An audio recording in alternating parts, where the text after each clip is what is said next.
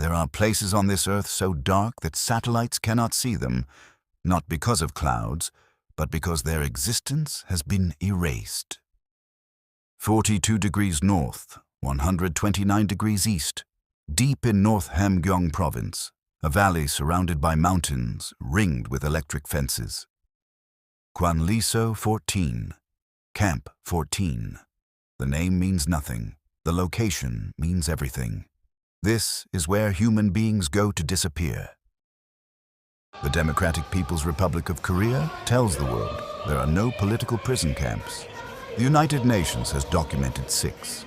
Survivors confirm more. An estimated 120,000 to 200,000 prisoners currently live in these camps. 3 generations punished for one person's crime. The law is simple. Guilt by association. If your great-grandfather was a Christian missionary in 1950, you're in Camp 14 today. They come at night, always at night. No trial, no evidence, no appeal. Just a truck and a one-way ticket to the total control zone. 1 in every 185 North Koreans is a political prisoner. In South Africa, under apartheid, the ratio was 1 in 2,450. The camps are designed for one purpose: extinction, not quick extinction. Slow, systematic, forgotten extinction. Kim Jong-il personally approved camp operations. He visited Camp 14 in the 1980s. He smiled for photographs while prisoners starved. Camp 14 is 22 square miles, 3 layers of fencing, watchtowers every 100 meters, machine guns, attack dogs, landmines. From the air, it looks like a factory town. Workers' housing, agricultural fields, a school. But nothing here is what it seems. Children born in Camp 14 have never seen a tree without a fence, never seen a sky without watchtowers, never seen a world without wire. Shin Dong-hyuk was born here. He is the only person known to have escaped from a total control camp and survived to tell his story. When Shin crossed into South Korea in 2005, he had never used a telephone, never seen a traffic light, never eaten a meal he did not steal. His body carries the evidence: burned scars on his back, missing part of his left index finger, electrical burn scars on both legs. Shin's first memory: waking up on a concrete floor. No mother, no father, just other children, all equally hungry, all equally alone. His mother was alive. She slept in a different building. But in Camp 14, mothers and children do not form families. They form survival units. Every morning at 5 a.m., the siren screams. Prisoners assemble, guards count, then march to work 7 days a week, 365 days a year. The camp operates factories, sewing uniforms, assembling electronics, forced labor for a regime that denies your existence. Each prisoner has a production quota. Fail to meet it, punishment. Break a machine, punishment. Look at a guard wrong, punishment. Food is distributed by performance. The best workers get 400 grams of corn per day. The worst get 150 grams. Starvation is policy. Shin ate rats. He ate grass. He ate insects. He learned that hunger is not a feeling. It is a state of being. At night, the real camp emerges. Informants listen. Guards patrol. Executions happen after dark so the children don't have to watch. But the children watch anyway. They learn early. Watching is survival. Watching tells you who to trust and who to betray. By age 7, Shin had witnessed 20 executions. He stopped counting after that. Camp rules: no talking after lights out. No gathering in groups of more than 3. No looking guards in the eye. No attempting escape. Rule 7. Any witness to an escape plot who fails to report it will be executed. This rule will determine everything. This is the world Shin Dong-hyuk was born into. A world without love, without hope, without escape. But to understand how he got out, you must first understand how he survived the first 23 years, and what survival cost him. November 19th, 1982. A woman named Jang Hye-gyung gives birth to a son in Camp 14. She names him Shin In-geun. Later, he will rename himself Shin Dong-hyuk. But on this day, he is simply another prisoner, born into captivity, destined to die there. His parents met in the camp. His mother was arrested with her family. His father was a class enemy, a category so broad it meant nothing. Camp officials occasionally allowed marriages, a reward for good behavior, a way to produce more prisoners, free labor for the next generation. There was no ceremony, no rings, just an order: you are now married. Report to the family dormitory. Infants were raised in communal nurseries. Mothers worked, babies were fed on schedule. Physical affection was discouraged. Shin's mother loved him, but she could not show it. Affection was weakness. Guards exploited weakness. By age 3, Shin was eating from the children's bucket. Corn porridge, sometimes vegetable scraps, never enough. Children learned early. Food is life, steal or starve, hit or be hit. There was no right or wrong, only survival. At age 5, Shin watched a boy his age dragged to the execution ground. The boy had stolen corn from the guards' stores. The guards made all children watch. The boy screamed. Shin felt nothing. This was the camp's greatest victory, a 5-year-old who could watch death without flinching. At 6, Shin started school, 3 hours a day after work. Lessons, loyalty to Kim Il-sung, hatred of Americans, the glory of the camp system. We are happy to serve the great leader, Shin recited. Our camp is a paradise. He did not believe it. No one did. But everyone said it. After school, work. Children carried rocks, dug trenches, built the same walls that kept them imprisoned. The camp ran on child labor. Children died at work, frequently. A new prisoner arrived, another child died. The camp's population remained constant. The machine never stopped. Shin saw his mother occasionally. Across the yard, in the fields. They never spoke. Speaking was dangerous. Looking was dangerous. But sometimes she looked, just for a second. A glance that said, "I see you, I remember you, I love you." Then she looked away before anyone noticed. By 10, Shin had learned the camp's true lesson. Trust no one, not the guards, not the other prisoners, not even family. Informants were everywhere. Your friend could be a spy. Your brother could report you for extra corn. Betrayal was currency. Shin decided he would never love anyone. Love was a trap. Love got people killed. He would survive alone. At 13, Shin was assigned to the sewing factory. Better than the mines, better than the fields. But one mistake could still kill you. One day, Shin's needle broke. Not his fault. Old machine, worn parts.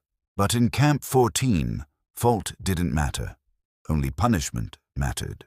The guard grabbed Shin's left hand, pressed it flat on a wooden block, took out a knife. Shin did not resist. Resistance meant death. The guard cut off part of Shin's index finger. No anesthesia, no bandage, just a command: get back to work. Shin wrapped his hand in a rag and kept sewing. Blood soaked the fabric. He did not cry. Crying was weakness. Weakness was death. To survive the hunger, Shin ate anything: rats caught in the factory, grass from the yard, insects he found in cracks. Protein was protein. Other prisoners were disgusted. Then they became hungry. Soon everyone was hunting rats. The camp had a new food source. Years passed. Shin grew. He became a good worker, reliable, quiet. Guards barely noticed him. That was the goal: invisibility. But at night, Shin listened. He learned things. Which guards could be bribed? Which prisoners were informants? Who might try to escape? And then, one night, he heard something that would change everything. His mother and brother, whispering, planning, and Shin had a choice to make. January 1995. Shin's mother, Jang Hye-geun, and his older brother, Shin Hae-geun, whisper in the darkness. His mother has something precious. Rice. Real rice. Saved over months from her own rations. In Camp 14, rice is worth more than gold.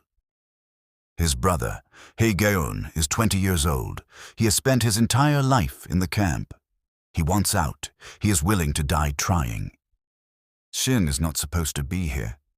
He sneaked into the women's section, a serious offense. But he heard his brother's voice and followed. His mother is giving his brother rice, escape rations, enough to survive a few days in the mountains before reaching China. They embrace. A real embrace, full of love and fear. They whisper words Shin cannot hear, but he sees his mother cry. He has never seen her cry. Shin feels something strange. Not love, not fear, jealousy. His mother is giving his brother rice. Rice she never gave him. His brother plans to escape tonight, now, while the guards change shift. He has a chance, a small chance, but a chance. His mother gives him something else, a small metal hook, for climbing the fence. She made it herself, stolen from the factory, sharpened on stones. His brother moves toward the door. His mother watches him go. Neither sees Shin in the shadows. Neither knows they are being watched. Shin Hae-geun disappears into the night. His mother returns to her sleeping mat. She pretends to sleep. She prays, though prayer is forbidden. Shin stays in the shadows. He thinks. Not about his brother's freedom, not about his mother's love, about himself. The camp rule echoes in his mind. Any witness to an escape plot who fails to report it will be executed. If his brother escapes, the guards will investigate. They will question everyone. They will find out Shin knew, and Shin will die. His brother might make it. He might be free, but Shin will be dead. The camp has taught him one thing clearly. Your survival comes first. Shin stands up. He walks toward the guardhouse. He does not run. Running would attract attention. He walks calmly, as if on an errand. The guard on duty is someone Shin knows, a man who has beaten him before, a man who can be bargained with. Shin approaches. The guard raises his rifle. "What do you want?" Shin takes a breath. "I need to say something," Shin says. "But before I do, I want something in return." The guard laughs, then stops laughing. "What could you possibly have to trade?" the guard asks. Shin answers, "Information about an escape tonight." The guard's eyes change. Information about an escape means a promotion, extra rations, maybe even a reward from Pyongyang. Shin makes his demands. More food, less work, protection from other prisoners who might blame him. The guard nods. "Tell me." Shin tells him everything. His brother's name, his escape route, the metal hook, the rice. The guard listens, then runs to raise the alarm. Within minutes, the camp explodes into action. Guards with dogs, searchlights sweeping the fence line. The escape has been discovered. Shin watches from the shadows. His brother is caught before he reaches the fence, dragged back by dogs, beaten, screaming. His mother is dragged from her sleeping mat. She knows immediately what happened. She looks around wildly, for Shin, for anyone. She does not confess. Not yet. But the guards already know everything. Someone told them. Someone always tells them. The guard Shin informed receives praise. He points at Shin, taking full credit for discovering the plot. Shin's reward. The guard promises to arrange it. The next morning, guards grab Shin. He protests, What is "I'm this? the one who told. Let I'm go the of me. informant." I haven't They do done not anything listen. wrong. Instead of rewards, Shin gets 7 months in an underground torture prison. The guard betrayed him. In Camp 14, informants are useful, but never trusted.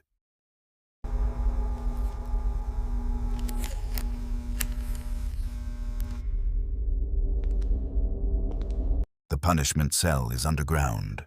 3 feet wide, 6 feet long, 5 feet high. No light, no ventilation, no hope.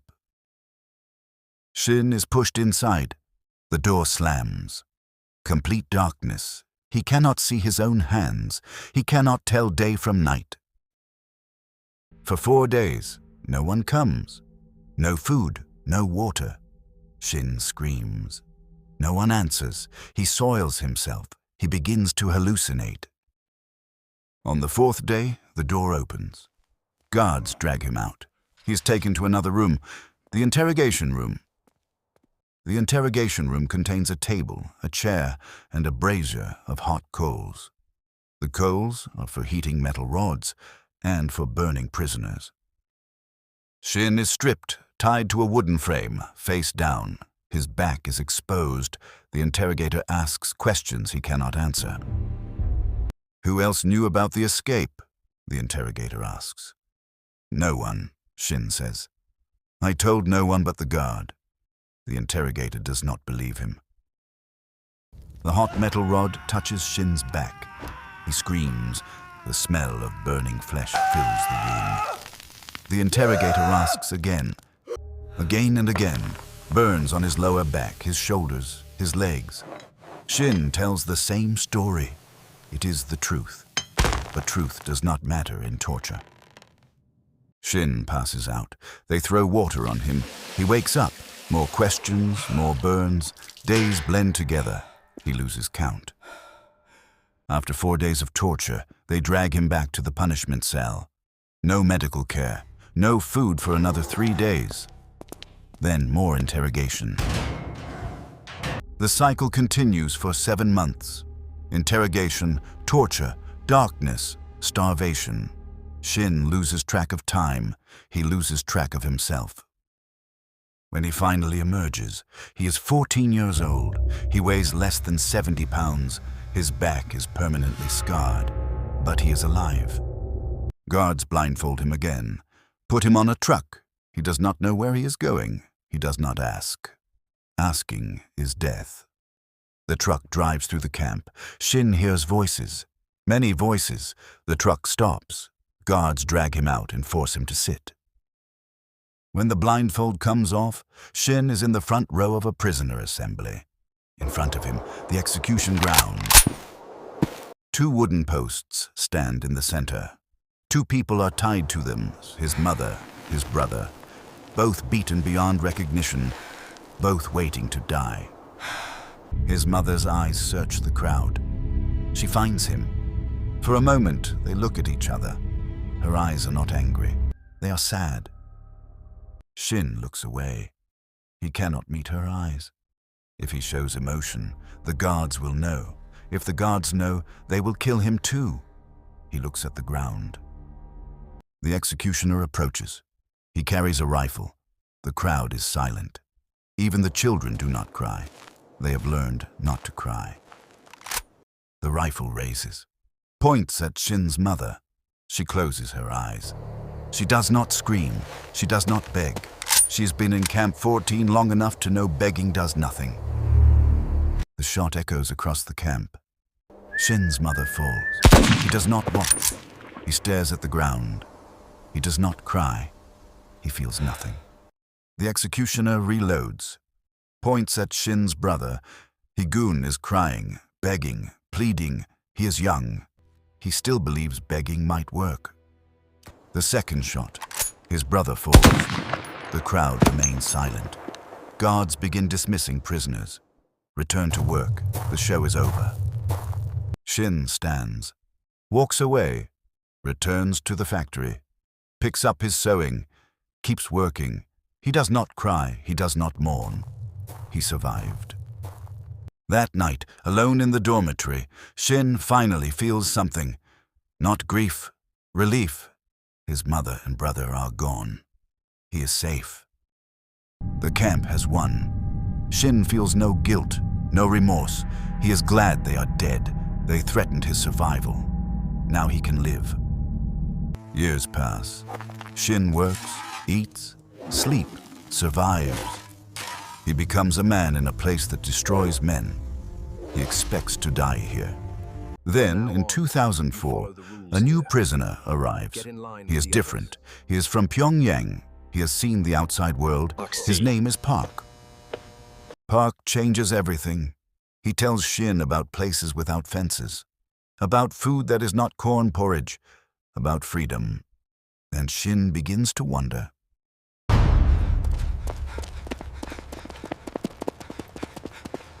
Park had been to East Germany, to China. He'd shaken Kim Jong-il's hand at a diplomatic event. Then his father was purged.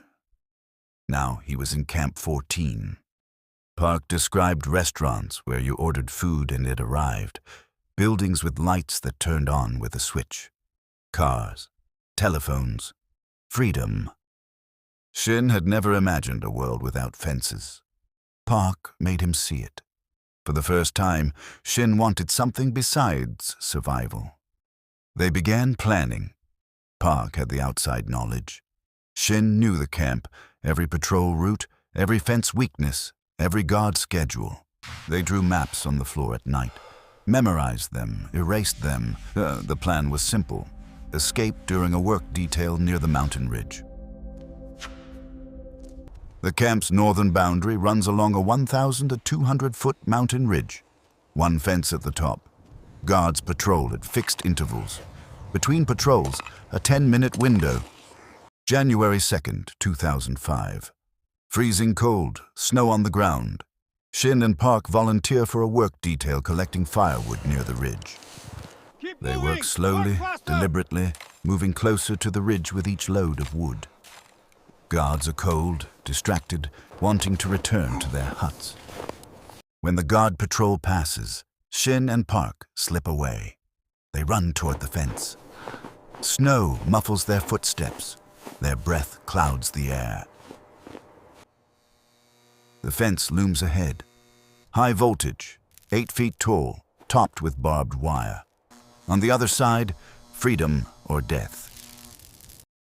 Park reaches the fence first. He looks back at Shin. They have seconds before the patrol returns. Park grabs the fence. 30,000 volts surge through Park's body. He convulses, falls, dead instantly. His body hangs on the fence, smoking. Shin freezes. His only friend, his only hope, dead on the fence. The patrol will return any second. He has to move. Then Shin realizes Park's body is grounding the current. The fence is temporarily safe. He has seconds to act. Shin grabs Park's body, climbs over him. His legs touch the lower wires. They burn through his pants, through his skin. He keeps climbing. He falls on the other side. He is outside the fence. For the first time in 23 years, Shin Dong-hyuk is outside the total control zone. He runs. His legs are burned. He falls, gets up, runs again. He does not look back. Looking back is death. The mountains swallow him. Snow covers his tracks. Guards will search. Dogs will track. But for now, he is free. For 3 days, Shin walks. No food, no map, no destination, just away. Always away from the camp. On the 3rd day, he reaches the Tumen River. On the other side, China, not freedom, but not North Korea. The river is frozen. He crosses. Ice cracks beneath him. He does not slow down. He reaches the Chinese bank, collapses. He hides near a Chinese town, watches people who do not know they are free, who have never seen a prison camp, who cannot imagine his life. He steals food from garbage, finds cigarettes, uses them to bribe border guards. Moves south, always south towards South Korea. He catches a train, hides among cargo, crosses China, reaches the border with Vietnam, then another border, then another. Finally, he walks into a South Korean embassy. He is dirty, starving, his legs are scarred. He says 3 words, "I am North Korean." Weeks later, Shin arrives in Seoul.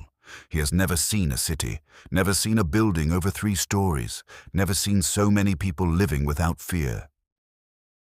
He learns to use a phone, to cross a street, to smile. He learns that freedom is not just a place, it is a skill, and he has to learn it at 23.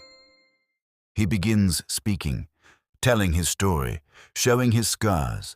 The world listens, the world is horrified, the world does nothing.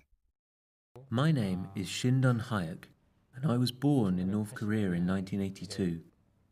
I was born in a political prison camp, in prison camp number 14 in Gachung, and lived there until I escaped in 2005 and arrived in South Korea in 2006.